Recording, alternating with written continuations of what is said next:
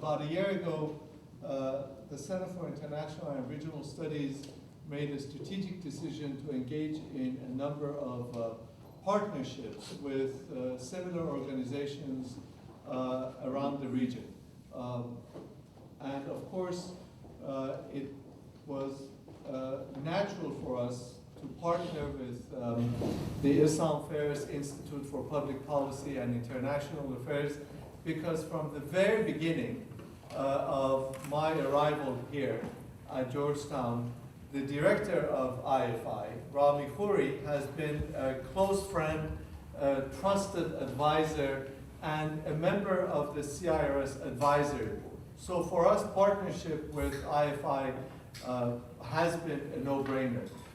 We are in many ways similar organizations, similar institutions that have similar profiles and similar objectives in engaging in analysis of regional topics and topics of relevance and importance. You might know Rami Khouri.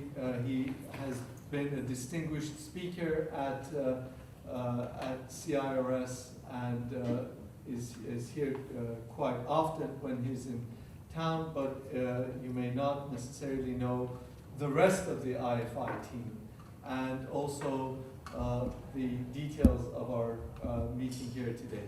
So without further ado, I'll turn it over to IFI's Karim Makdisi, and we'll take it from there. Thank you very much, Mehran, and thank you very much to Georgetown and to the Center for launching this event in cooperation with the Issam CIRS Institute for Public Policy and International Affairs.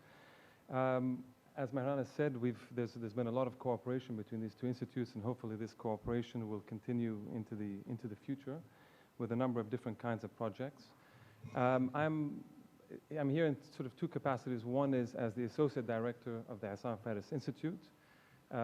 I'd like to introduce as well my colleague Nadim Farajallah, who's also the Director of the Climate Change Program, the Climate Change and Environment Program here at the Issam CIRS Institute, and as well my other colleague Rana Al-Hajj, who's the coordinator of this program. So just to introduce very quickly that at the Issam CIRS Institute, we have this program, this research and policy program on climate change in the Arab region. We're doing several different projects. They're on the website, and we can discuss that later because I know time is a bit compressed, so I'm not going to give a big speech about it. But we are doing a number of activities that might be of interest to people in this room. I'm honored to be moderating this panel, and before I introduce people, I want to just a quick word on the title, which is Who or What Drives Climate Change Policy in the Arab World? Clearly, this question is something that many of us have been thinking about for a while, and most of us, certainly me, don't have a clear answer. So we're trying to figure out how it is and why it is that suddenly the climate change has become a very important issue in this region, what the drivers are. Is it simply something that comes from sort of international sources and international pressure and pressure to want to come out and be part of this international community and to sort of go with the show? Or is there as well a number of domestic and internal players that are helping to drive this issue forward? And what is that dynamic and what is that relationship? So to introduce, and the introductions that I'm going to give to the panelists are going to be very, very brief, so I hope that's okay with the panelists, again, in the interest of time. Our first speaker will be Roula Majdalani, who's the director, currently the director of the Sustainable Development and Productivity Division at the United Nations Economic and Social Commission for West Asia. And Roula has been at ESCOR for a number of years in a number of capacities, and is doing, I can say doing some great work, and the division is doing great work in assessing and writing about and following up on all issues to do with sustainable development in the region. Ms. Majdalani was in a previous life, she obtained a master's degree in urban and regional planning from Syracuse University, so rival to Georgetown, and previously worked with the Dar al-Handasa consultants in Lebanon. Roula will be talking about the role of the state. With events in the region, we thought important to talk about, there's a lot of discussions about what role states play. Obviously, states in international relations remain the key actor, but in this region, the role of the state itself is transforming and potentially changing. And I think it's important to have to refocus on what this role of the state in the current period is. So Roula will be speaking to that. Our second speaker will be Dr. Rabi, Mohtar, and he's the Executive Director of the Qatar Energy and Environment Research Institute, obviously here in Doha. Before joining the Qatar Foundation, Professor Mohtar founded the Global Engineering Program at Purdue University in Indiana, where he was also a professor of environment and natural resources engineering since 1996. He's worked on a number of issues, especially on the connection between water and energy and food, and that nexus and the interlinkages between these three important areas. Dr. Mohtar will talk about, again, something which is of obviously extreme importance to the region and in general, as a potential driver anyway for policy in the region, which is of course the role of science. Clearly, in textbooks and in normal discussions, science should be the basis for any kind of proper policy in environment and climate change areas. Whether or not science has been at the forefront within the Arab region, not so much for the quality of the science, but in terms of being able to connect and reach its message to the policymakers and the decision makers, is an issue. But clearly now, with a number of new institutes and more focus on the role of science, this is going to become a very important issue. And so Dr. Rabi is going to be talking to that. Finally, the third speaker to my left here will be, and I apologize that Wael Ahmeydan, who is the director of CAN and previously of INDIACT, was unable to attend, but we're very happy to have in his place Lama Hatow. And Lama is a climate policy officer with INDIACT, which is the League of Independent Activists, formed in Beirut, but I would imagine easily the most active civil society group, in particular dealing with climate change, and has been tracking and following the climate negotiations and various parts of climate policy for a number of years now. So they have an accumulated experience working from the civil society side. Lama is currently also doing her PhD on climate and water in Egypt, and will speak to obviously the role of civil society, which again is something which is talked about often, but it's not quite clear what exactly they're doing and what the challenges are in trying to reach the decision makers and the policy makers on the intersection. So it'll be very important to hear that perspective as well. So I look forward to the discussion. We're going to try, in the interest of time, to keep it as compressed as possible, given I think we only have an hour or so. So I'll ask each speaker to talk between 5 and 8 minutes or so, and I'll try to be as strict as I can. So my apologies in advance. Roula, please. Thank you, Karim, for this introduction. Good afternoon, everybody. In my intervention, I will make a strong a case for why we need the state, and actually more than ever in this region, and from the perspective of climate change. I will start by, before, of course, I think it's a very timely debate at present to talk about the state, but what state are we talking about? Which state? Who does it represent? How much of the state? Especially in the context of what we have been seeing recently in the region, the dismantling of maybe the security apparatus, the dismantling of the regime. But I don't think there is on the table a dismantling of the state per se. In fact, I think there is a strong argument for having the state, and probably the issue of climate change makes a strong point for that.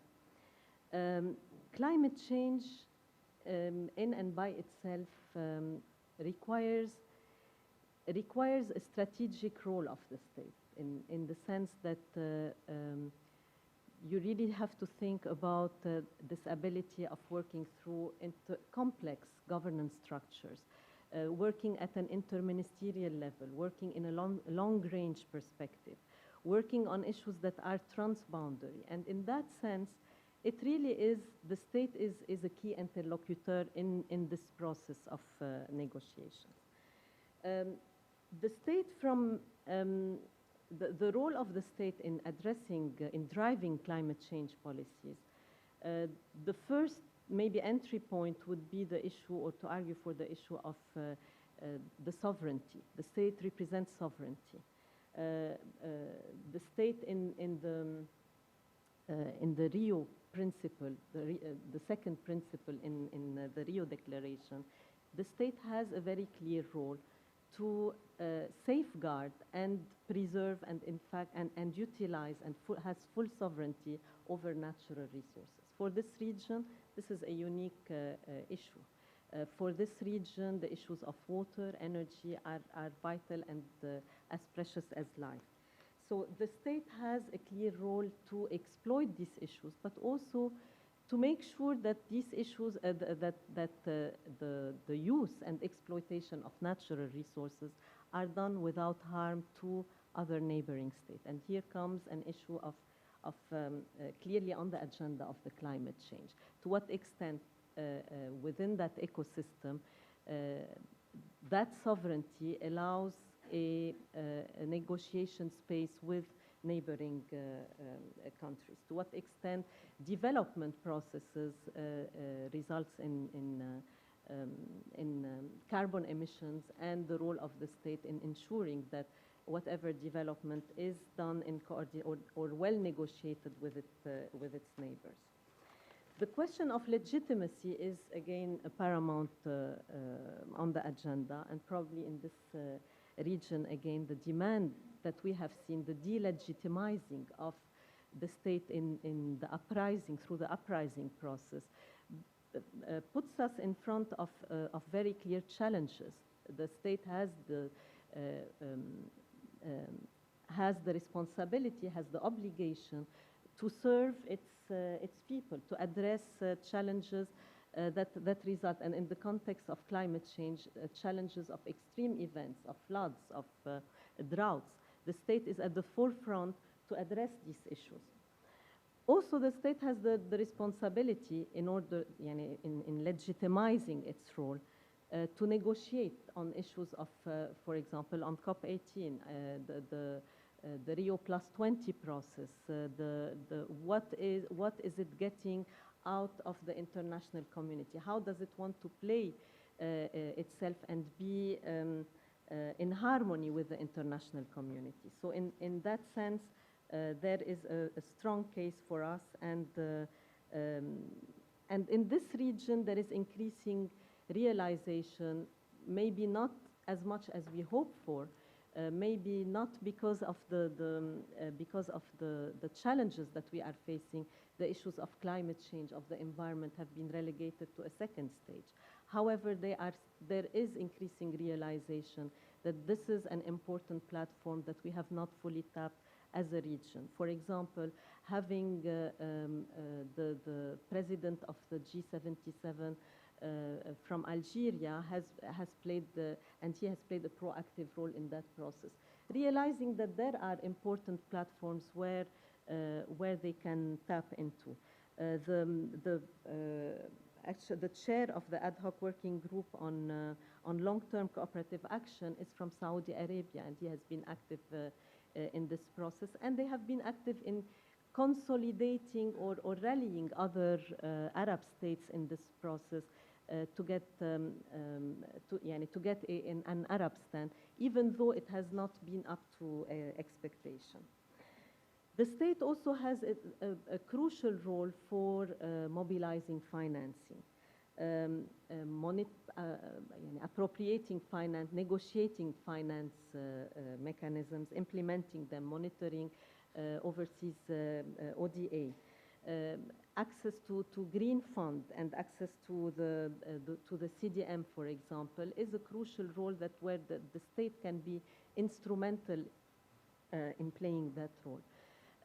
However, if we look at the performance of the region, we find that it has not been that forthcoming in terms of getting access to these finance. But I would like to argue also that this is a shared, the blame is not just on the Arab state, but also on the fact that these funds, the pledges, have been out there but not forthcoming. and on the lack of transparency in that have been noted in managing some of these funds. So here, I don't want to underplay the responsibility and maybe the potential for the Arab state, but also to say that it's a shared responsibility. The last point I would like to make is that the state has a very important role in mobilizing investments and ensuring the transfer of technology. This is, I will not get a lot into that, but I just want to say that what we have seen so far, especially in the Wake Up, throughout the the COP process, but also in other fora like the negotiations for Rio +20, we have seen some important initiatives happening in the region. Initiatives to, for example, to adopt a greener production process, to adopt, to promote renewable energy, to attract foreign direct investment, to engage in public-private partnership. However, these have remained, or for example, in the Gulf region, we see a lot of interest, and increasing interest, for example, in carbon capture and sequestration and storage. So we see some initiatives, but up until now, they remain discrete, experimental, and not really thought out in well integrated plans that can identify the finances required, different scenarios, capacity development required, the institutional setup, within a well thought out, and how they can benefit from each other. So this is, I think it's a unique opportunity. I might sound a bit over-optimistic, but I think it's a unique opportunity to rethink what is the state, to reinvent the Arab state. I think it has very clear roles that we would want from an accountable state, a transparent state that has that builds on solid grounds and solid institutions. To quote, for example, a great author, Nazih Ayyubi, I think he has made the point very clear that we have been used to in this region to strong in the sense of fearful state or force-related state, but not really strong in their capacity to plan strategically and to trust and build and be inclusive and bring on board what other stakeholders could contribute. I think the opportunity is very big. I from a regional commission, and that is really based on an intergovernmental process. As ESCWA, we really function through bringing this, the intergovernmental process through, and believing very strongly in an Arab or regional position. I would like to make the argument in conclusion for regional cooperation as an entry point to enhance the role of the state, to ferment the good ideas that are, and the good initiatives that are emerging as regional initiatives. For example, I would like to quote, there has been through the Council of Arab Ministers responsible for environment and the Arab ministers responsible for water, and through our own intergovernmental body at ESCWA, the Committee on Water, Committee on Energy, initiatives that really support this collective thinking in addressing climate change.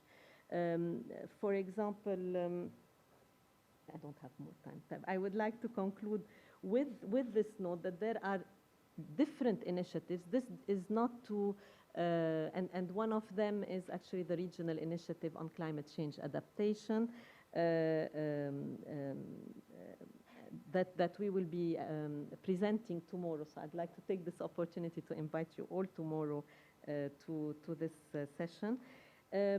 But this is not to underplay the responsibilities and the role of the state at the national level, but to say that a regional platform is a good solid entry point to build on these initiatives, because at the end of the day we have to make choices. I don't think the world is going to wait for us until we rediscover that environment is important, climate change is important, maybe not as urgent and critical as what we are witnessing as a result of the uprising, but they are important because they are not going to wait for us, and the problems that are coming as a result of lack of attention to them are irreversible. And with that, I would like to, I will conclude by saying that yani there is hope for a reinvented state that we should all be thinking about. Thank you.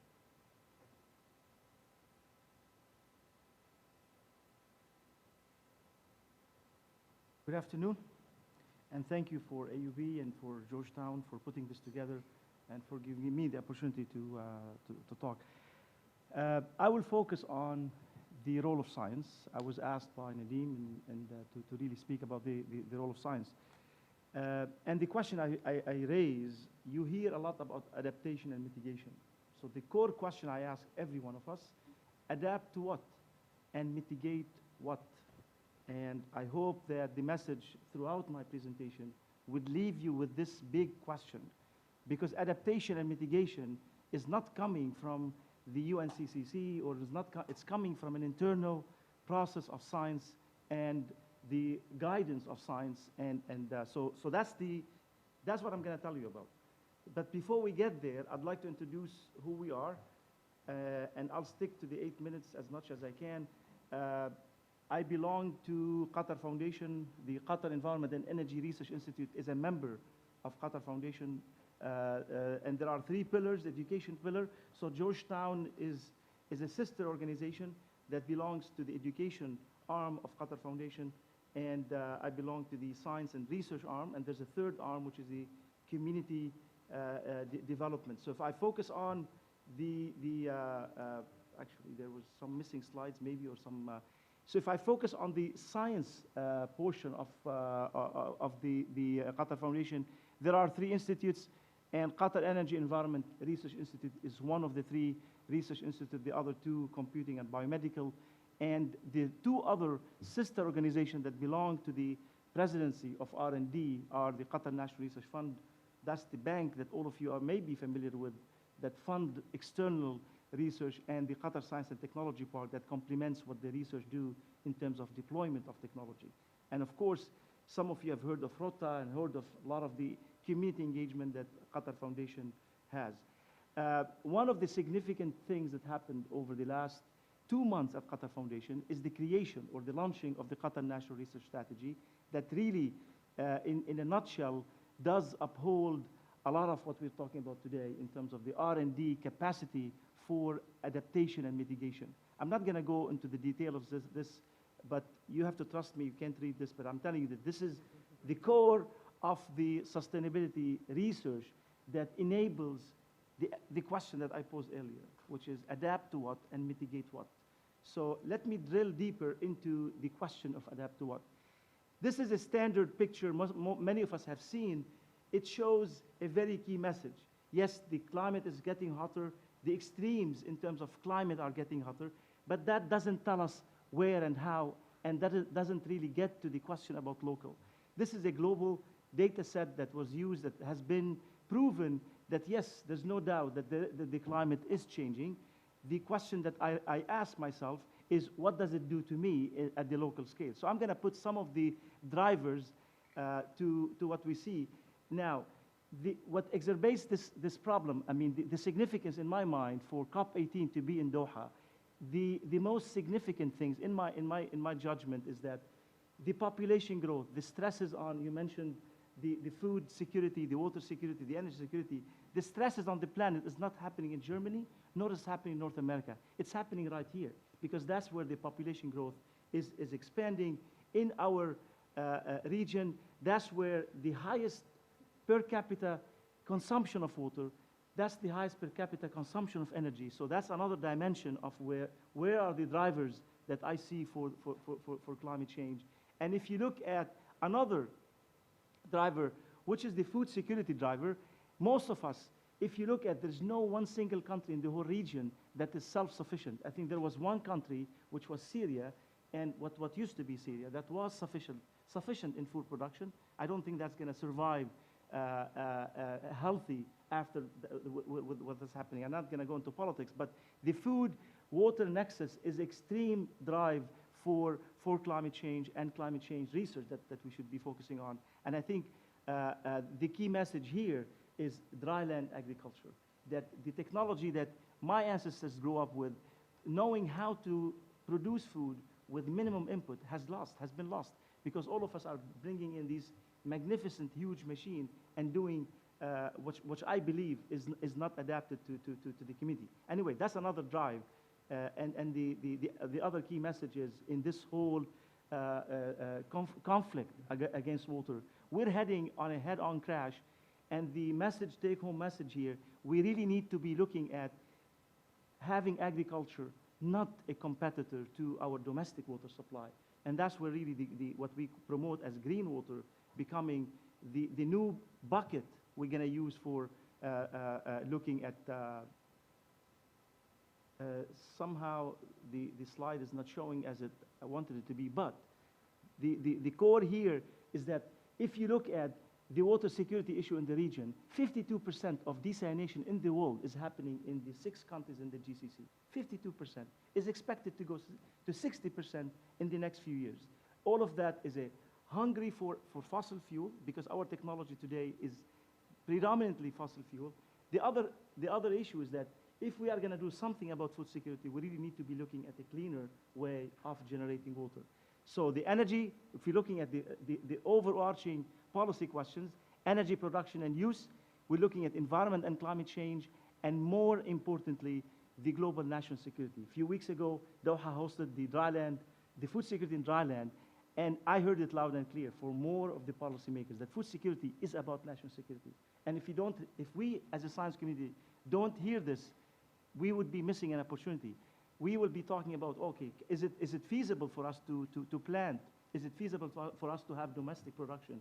From a policy standpoint, it's about national security, and I think we have to find solutions to be more sustainable. So those are some of the drivers, and I'd like to move from the drivers into the key question I started with.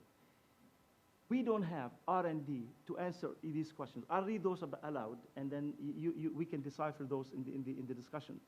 The need for a climate model use that is locally developed and for the region, and specifically for arid and semi-arid regions. Looking at trends in observed climate signals.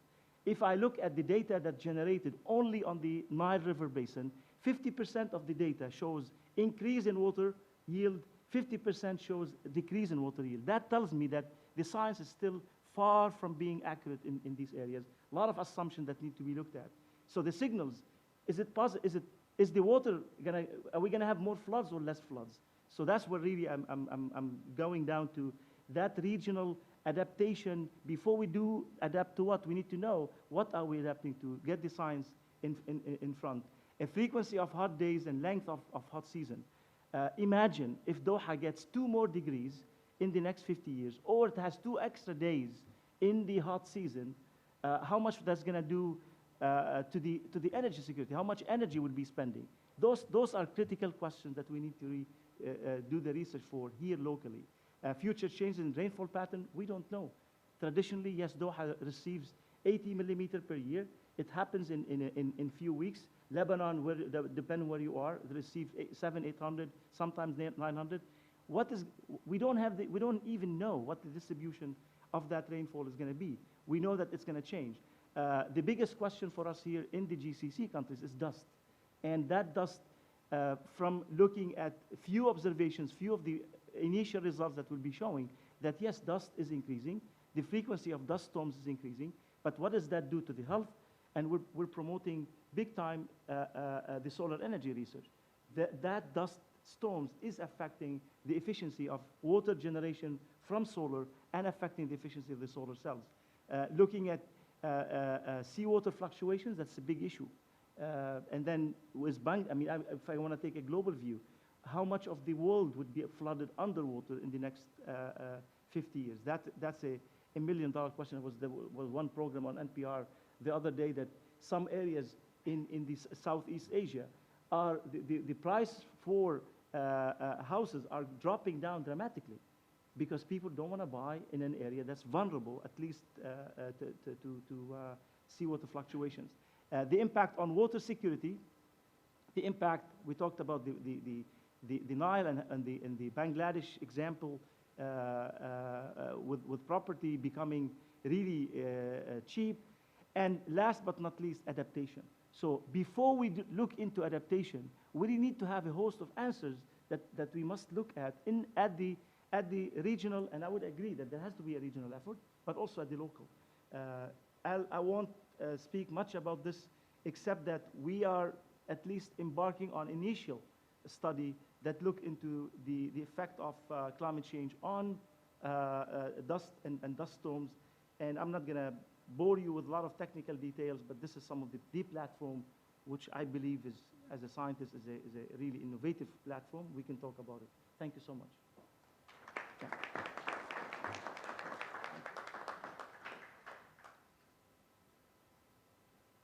Thank you. So I've actually been invited here to speak on behalf of sort of the civil society engagement and the role that civil society can also play by affecting and influencing climate change policy in this part of the world. And it's no secret, really, that civil society in the Arab region has very much, for a very long time, been almost dormant and ceased to exist for a very long time, based on the fact that a lot of our governments have, due to the oppressive nature of a lot of our governments, and because of the nature of the way that the Arab region functions in its social structures. That has significantly changed with the Arab uprisings that have occurred starting from 2 years ago. We've begun to see a lot of civil society empowerment, and that in itself is extremely powerful.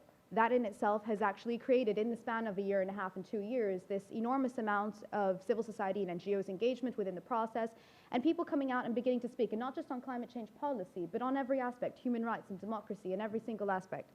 But that being translated into the civil society movement. So for a very long time, I'm personally, on behalf of IndieAct, I represent the League of Independent Activists, which is an NGO based in Beirut, in Lebanon.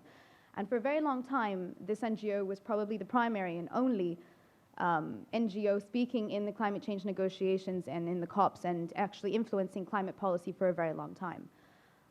I would have to say that since the Arab uprisings, this has seriously changed, and that there's a lot more engagement in the process, and civil society is beginning to speak up and wanting to make a difference in this part of the world.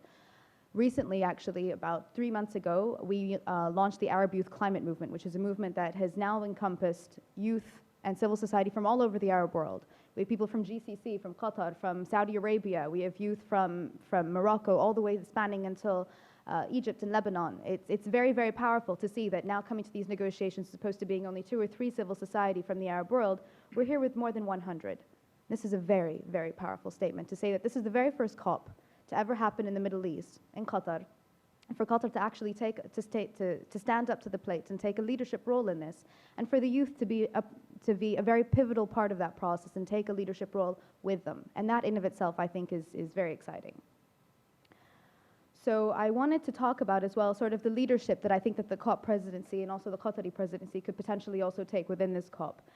And that being said, there's numerous amounts of efforts that are being done locally in terms of strategies and solar power plants, and the UAE a few days ago was demonstrating its national strategies for a 100 megawatt solar power plant, and the Qataris, Mr. Fahd Al-Hatow, was also discussing how a lot of their strategies internally and what they're doing with their solar power plants and transportation projects for public transportation. These are all fantastic initiatives and very, very inspiring in this part of the world, and really shows great initiative towards how the Arab world can really step up and take a lead when it comes to these kinds of clean technologies and innovations and R&D, like Mr. Rabi Mohtar was talking about. And that's precisely what we want to show, that we can really become a pillar and a leader and take a leadership role in these kinds of engagement. So how can we begin to translate that now into the COP negotiations and begin to translate that into actual progress with make COP actually become a successful COP and what we can define as a successful COP to move forward? And it really also depends on how much, a lot of the controversy also stems from developed versus developing country sort of pledges and mitigation actions. And I think at this point in time, it would really make a lot of difference if we had regional pledges from our Arab governments stepping up to the plate here in Qatar and making the statement that we are here with our limited capacities, with our revolutions and people in the streets making protests, and we're here still with whatever capacity that we have to make that kind of ambition here in Qatar, to say that we are as progressive as we stand and are willing to make that kind of a commitment. And that would really resonate a long way. That would really resonate a long way within the COP negotiations and in future progress to build trust and faith in these negotiations to move forward. At the end of the day, we're not the only ones that are impacted. Mr. Mohtar was just mentioning it's not going to happen in Zimbabwe or in China or in the US alone. This is something that's going to impact every single one of us in every single part of the Arab world and every single part in every region. So we really need to begin now. I also wanted to discuss a little bit towards basically the role and how civil society can be a very pivotal part as a watchdog. Government actions are, to give them the benefit of the doubt, tend to move in the direction of our best interests and always are inclined to move in the direction of giving us our best interests as civil society. Whether that is the case or not in some regimes and some others that may not necessarily be the case, I'm not here to have a discussion specifically on specific Arab governments and whether that stands or not. But what I am here to say is that civil society's role, the most important part, is to ensure that in fact whatever the government stance is, whether it be in the climate negotiations or otherwise, is there to ensure as a watchdog or a checks and balances system, that there is that network that is provided to be able to ensure that whatever is occurring is in fact in the best interest of both the citizens and domestic issues, domestic concerns of their citizens, and for the global good. And when I mention the global good, a civil society from here is also representing the climate movements, are not just Arab youth, but they're also youth from around the world. And this is something very significant, is that civil society engages in a process that is cross borders. It's not really just youth from the Arab world. Arab youth have a very strong voice, and I'm very, very proud to actually have them here with us in the COP. But this is a moment in time where we can actually all begin to cross our borders down and actually begin to move in a trajectory that all of us combine together for one global good. And that's where civil society really can combine its efforts and push our governments towards that one common cause. I think media, this is my last point, I know I don't have any time left, media also has a very important role to play in this, and how media can actually really begin to take that sort of stance of impartiality, whether it be in relaying what civil society is doing or in relaying what in terms of governments can do. 2 days ago, December 1st, there was a march here in Qatar, coordinated by Indiact and Arab Civil Society and the Arab Youth Climate Movement with the Qatari government, of course, and the COP presidency. And this being said, this was the very first march that has ever been conducted here in Qatar. And I think that being said is a huge, tremendous effort and a very big step forward for both Qatar and for civil society in this region to actually make that stance. And there was enormous amounts of people coming out and resonating. The march was a great success, and there's YouTube clips and press and media, and if you go online, I'm sure you'll see enormous amounts of pictures of youth holding up banners saying, "Arabs, we want you to take the lead." And it's very, very inspiring, so please do go online and see those. But I think the fact that this is the very first time in our region that we've had the Qatari government work in coordination with the civil society to actually conduct a march, and it being the first march to actually occur in this part of the world, is a huge step for our governments. And that's the kind of leadership that I really want to take forward within this COP to progress and really have a successful COP here in Qatar. Thank you. Thank you. But before we get to discussion, Mehran would like to introduce the Dean. Let me just take this opportunity to introduce our Dean, Gert Noneman, who's here. Gert is a scholar of the region, and we're delighted to have him here. Thanks. So thank you very much for the three panelists for very interesting interventions, and thank you for keeping more or less within time. I'd like I'd just like to open it up for discussion since we have about 15 or 20 minutes. So if you don't mind keeping your interventions relatively short, that would be great as well. Please. And if you could introduce yourselves as well.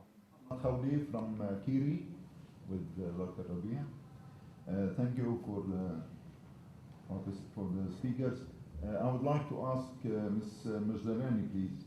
Now, I'm of course, we are all, I guess, firm believers in regional cooperation, and we all know that when you do a project for UNDPs and these international organizations, nowadays always at the end of the project there is how are you going to sustain the outcome of the project after the funding is over from that funding agency.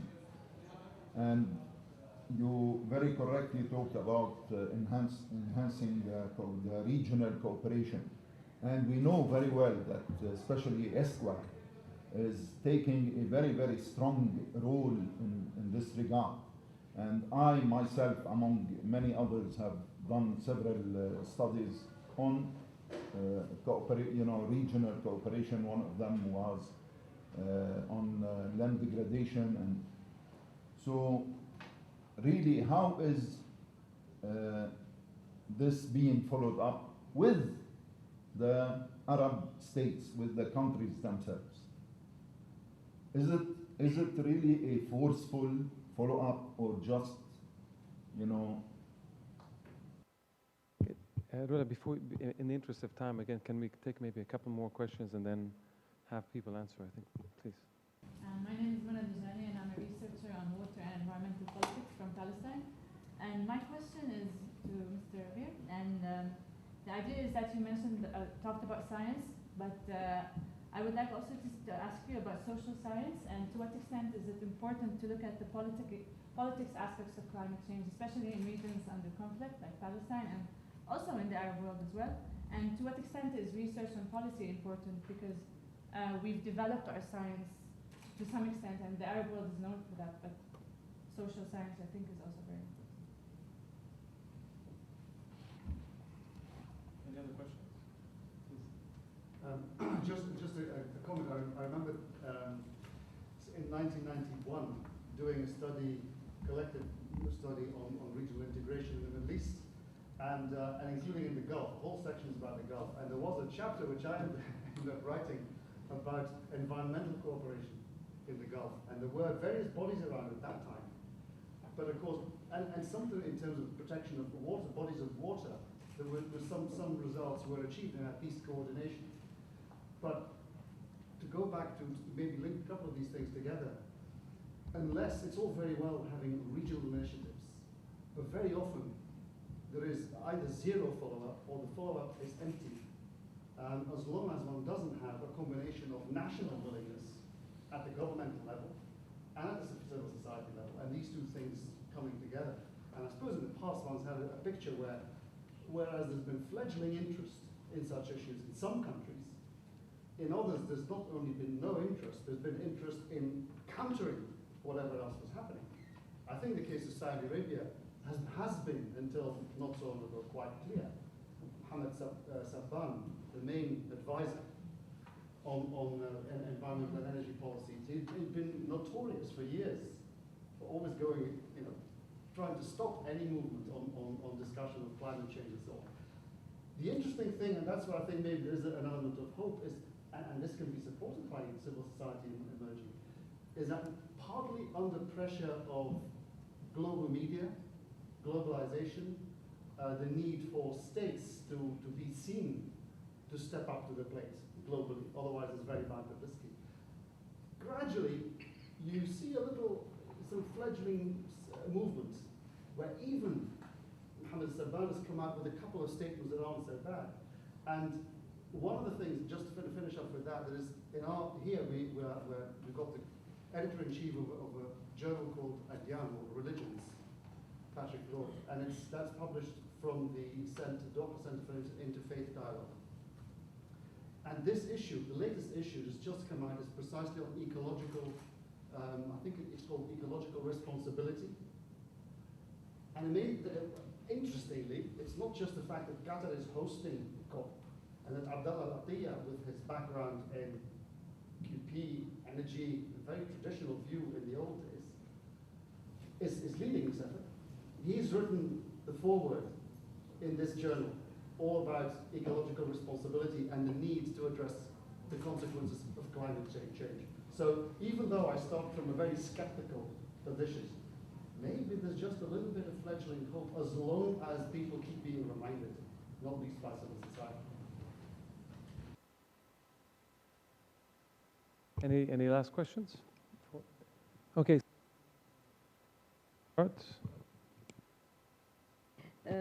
Thank you. Actually, the argument is not, if you want, the regional as opposed to the national. There is definitely a role for the national. And maybe the point I was making is that there is a lot of wealth of knowledge. There are solid initiatives that have been taken, whether on climate change mitigation, disaster addressing, Carol, help me, the initiative, the regional initiative for disaster risk reduction, on water security, on energy. There are positioning that I think Arab states are realizing that there is an untapped space that they have not really fully used, and they are coming to grips with it. I think that and you are absolutely right, there is the problem of follow-up is always there, and it's a challenge. And like Dr. Muhammad said, it is, the point you have raised, it's an uphill fight. It's really an uphill fight, but we have no other alternative. And actually, it makes the role even more challenging now for these regional bodies in this period of great transformation to really hold the bases and build on these. But we are talking here about the need, I mean, the responsibility is shared. It's not just on the regional bodies. It is on the national institutions. It's on the civil society. It's on the scientific community. And we see more now, if you want, an opening up space for being more inclusive. You see on these negotiation teams, for example, people from the academic world, people who are scientists who in earlier time were kept out. We are working on from different initiatives, whether your initiative or the initiative we are doing on regional climate change modeling, for example, to really develop information-based or to enhance information-based policy making. So I think that the ingredients are there. It's not an easy process, but we have no choice but work through any avenue that we have. I'm proposing a regional perspective as an entry point, but it's not there to substitute for the state. Yes, colleague from Palestine. I 100% agree with your first part of the comment, and I disagree with the last part of the comment. I do feel that the social sciences need to be very much integrated in our science. When I say science, I'm not defining science as physical sciences only. In fact, we had the QNRS that I mentioned earlier. There were the engineers and scientists and the social scientists hand in hand developing that QNRS, so at least as a model for Qatar. So we certainly need to have the social sciences working hand in hand with the physical sciences for better policy making. So that part, I 100% agree. We can talk about this maybe in depth. But the second part of your comment, that we have as if we reached a state where we can be proud of our science, I disagree. If you look at the UNESCO report, any other report, any index, any indicator, whether it's number of papers, whether it's patents, whether it's technology developed in the region, we don't have any. The only place that I think we should be proud of that are developing technology is Gaza. It's not patented, it's not developed, but because they need safe water, so they're developing with little things. But the global index for publications, for research productivity, for patent, for technology development doesn't exist in the region. So unless we recognize that, to build the capacity for us, we're not going to make it in. Now, is there a contradiction between your first part and the second part? Absolutely not. We need to work together to develop adaptive technology that works for us. that is not going to be imported. So I think the short answer is yes, absolutely we do. There's a couple, if I may build on the discussion that we have here, because of the regional nature of climate change, there might be an opportunity to look at climate change as an integrator to promote regional partnership. Water is another integrator in many of the basins that we see. I think this is significant, and maybe we can use this platform, as you indicated earlier, to promote scientific cooperation. And sciences is not only physical scientists, at all levels of scientists. Last but not least, I do agree with the team that the significance of Qatar hosting this. If you look in history, who were the people who said, I'm gonna make a peace deal with you? Those are who have been in war. Say, I've done this. I've been in war. Now I've seen the damage of war. Now I can make a peace deal with you. I think the significance of the chairman of the COP18 having been in the oil and gas industry, trying to pledge and facilitate the pledges for national pledges to bridge that gap that we were talking about, I think is very significant. I think it's significant for Qatar to lead that discussion and debate is extremely significant, and we need to build on it. Thank you. And just to pick up on that theme, we at IFI is trying to come up with a research project, in fact, that tries to think about how natural sciences and social sciences should be linked in a much more effective way. Because I agree that while many of us might say it, in fact, even to this day, it's very, very difficult to find social scientists in the region working on these kinds of issues. And I think, while hopefully there will be more and more that will come out in places like Georgetown and other places like this, it's something that needs to be working together, not the science agendas being then the social sciences sort of unrelated and going on a separate track. The point is to try to find a way that connects these two, and I think this is a very important agenda for the future. I'll leave, unless there are any questions, I'll leave a word for Lama. Thank you. I actually wanted to comment on what you were discussing when it comes to sort of discussing the integration that can occur between both the governments and civil society, and I fully agree with you. And this is also building upon what Ms. Roula was mentioning. When we come to these climate negotiations, there's a lot of complexities. It's very, very technical in a lot of different, and there's different work plans, there's different tracks, there's so many different complexities and technical issues that are being dealt with. And I think that's a very heavy responsibility and a very heavy burden on our negotiators to deal with. And in some instances, they do, of course, have a lot of the capacity, but because of funding reasons or budgetary constraints, they may not necessarily have sufficient personnel or human resources to be able to cover all tracks and cover all issues. And this is something that we've been able to actually benefit from our African colleagues and see how they've been able to turn this around in a very positive light by incorporating civil society engagement in their African delegations to be able to assist them and support them when it comes to technical expertise and otherwise where they have necessarily been lacking. In the Arab world, we've yet to see that.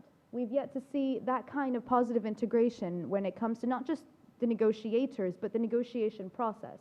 And I think that that's something that's seriously lacking and really needs to be improved upon in this part of the world. So moving forward, I think that this is a step. I think that this is a step forward for Qatar and for this part of the world, but I think that there's a lot that really needs to be addressed still. Thank you, Mark. Yeah, please go ahead. Hi, my name is Karim. I work with Roula, I'm chief of the water resources section right there. And I just wanted to highlight something with you, the audience here, the students, professors at Georgetown. What's so new and what the civil society has been able to galvanize is youth who have access to information. That is the change, that is the breaker. It's not only the Twitter, but that actually people read, use science, use information to influence policy. I can tell you 20 years ago, even 10 years ago, that was not necessarily the case. Often it was more of a gut feeling, a political stance. So the ability to use and access information that is available now in institutions like this to make mobility, to make change is important. But it's really in the end the state that has to make the negotiation position, the state that has to argue.